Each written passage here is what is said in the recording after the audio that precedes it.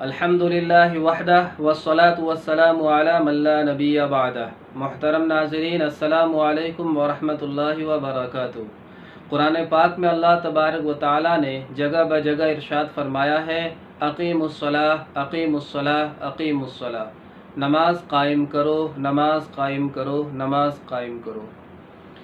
مسلمان پر اسلام لانے کے بعد سب سے پہلا فرض جو لاحق ہوتا ہے وہ ہے نماز کی ادائیگی۔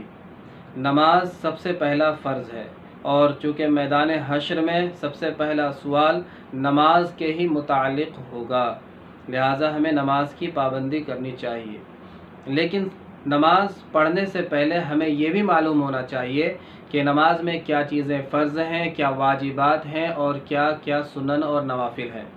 میں آج آپ حضرات کے سامنے نماز کے فرائض بتلاؤں گا کہ نماز کے فرائض کتنے ہیں اور کیا کیا ہیں۔ تو پہلے یہ سمجھے کہ نماز کے فرائض دو طرح کے ہیں، کچھ نماز کے اندر ہوں گے اور کچھ نماز کے باہر ہوں گے۔ نماز کے باہر کا مطلب یہ ہے کہ نماز شروع کرنے سے پہلے کیا کیا چیزیں ہمیں کرنا ضروری ہے، یہ نماز کے باہر کے فرائض ہیں۔ اور نماز کے اندر یعنی نماز شروع کرنے سے لے کر سلام پھیرنے تک ہمارے نماز کے اندر کیا کیا چیزیں فرض ہیں، وہ نماز کے اندر کے فرائض ہیں۔ لہٰذا یہ دو طرح کے فرائض ہوئے۔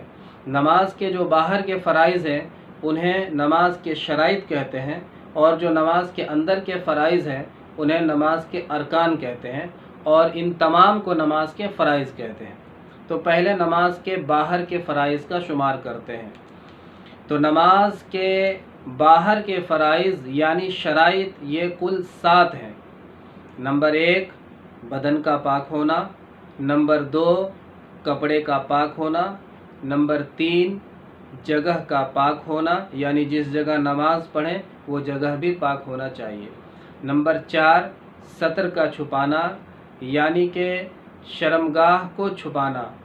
مرد کے لیے سطر کا چھپانا کتنا فرض ہے، وہ ناف سے لے کر، ناف کے نیچے سے لے کر گھٹنے کے نیچے تک، لہٰذا مرد ناف سے گھٹنے تک چھپا لے اس کی نماز ہو جائے گی، یہ فرض ہے۔ اس کے بعد وہ الگ بات ہے کہ کتنا پہننا چاہیے کیا نہیں پہننا چاہیے، وہ دوسری چیز ہے، لیکن فرض صرف ناف سے لے کر گھٹنے تک چھپانا ہے۔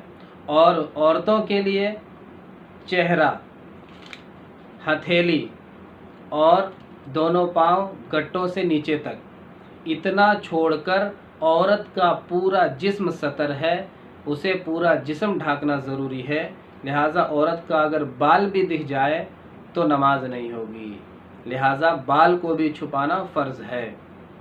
تو یہ ہو گیا سطر کا چھپانا۔ نمبر 6 نمبر 1 پر ہو گیا بدن کا پاک ہونا، نمبر 2 پر کپڑے کا پاک ہونا، نمبر 3 پر جگہ کا پاک ہونا، اور نمبر 4 پر سطر کا چھپانا، اور نمبر 5 نماز کا وقت ہونا۔ نماز کا وقت نہ ہو، وقت سے پہلے پڑھ لیں تو بھی نماز نہیں ہوگی، یا وقت گزر جائے اس کے بعد ہم نماز پڑھ رہے ہیں، نماز تو ادا ہو جائے گی لیکن یہ اقیم الصلاۃ میں نہیں آئے گا، لہذا نماز کو وقت پر پڑھنا چاہیے۔ اور نمبر 6 قبلہ رخ ہونا، یعنی کہ قبلہ کی طرف رخ کر کے نماز پڑھنا۔ اور نمبر 7 نیت کرنا کہ میں کون سی نماز پڑھ رہا ہوں، یا جو بھی نماز پڑھ رہے ہوں وہ اس نماز کی نیت کریں، یہ فرض ہے۔ یہ ہو گئے نماز کے باہر کے 7 فرائض۔ اب آ جائیں نماز کے اندر کے۔ تو نماز کے اندر 6 چیزیں فرض ہیں۔ نمبر 1 تکبیر تحریمہ، یعنی اللہ اکبر بولتے ہوئے نیت باندھنا۔ یہ اللہ اکبر بولنا فرض ہے، یہ عام متن لوگوں کو معلوم نہیں ہے، وہ سیدھا آہستہ سے بولتے ہیں یا پھر نہ بھی بولیں اور نیت باندھ لیتے ہیں۔ بعض حضرات مسجد میں جاتے ہیں، امام اللہ اکبر بولا اور باقی لوگ اللہ اکبر بولتے ہی نہیں اور نیت باندھ لیتے ہیں۔ ہر ایک پر فردن تکبیر تحریمہ کہنا فرض ہے، اور اتنا زور سے کہے کہ کم سے کم خود سنیں، اپنے آپ کو سنانا ضروری ہے۔ تو نماز کے اندر تکبیر تحریمہ کہنا، پہلی تکبیر جو ہے، جو نماز جس سے شروع کر رہے ہیں وہ کہنا فرض ہے۔ نمبر 2 قیام، قیام کرنا ضروری ہے، لہٰذا اگر کوئی تندرست ہے وہ بیٹھ کر نماز پڑھ رہا ہے تو اس کی نماز، فرض نماز اس کی نہیں ہوگی، اسے کھڑے ہو کر ہی نماز پڑھنا پڑے گا، مجبوری ہو تو پھر الگ بات ہے۔ نمبر 3 قرات، یعنی سورہ فاتحہ یا کوئی اور سورہ اس کے ساتھ ملانا، یہ نماز کے اندر فرض ہے۔ اور نمبر 4 رکوع کرنا، رکوع فرض ہے۔ نمبر 5 سجدے کرنا، لہٰذا دونوں سجدے فرض ہیں۔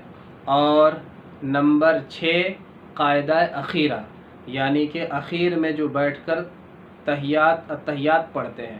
اگر 2 رکعت والی نماز ہے تو دوسری رکعت میں جو بیٹھے وہ قاعدہ اخیرہ ہے، اور اگر 4 رکعت والی نماز یا 3 رکعت والی نماز ہے تو 3 رکعت کے اخیر میں جو بیٹھ رہے ہیں وہ قاعدہ اخیرہ کہلائے گا، یا چوتھی رکعت کے اخیر میں بیٹھ رہے ہیں تو وہ قاعدہ اخیرہ کہلائے گا۔ تو یہ نماز کے اندر کے فرائض ہوئے۔ اللہ تعالی ہمیں عمل کرنے کی توفیق عطا فرمائے، آمین یا رب العالمین۔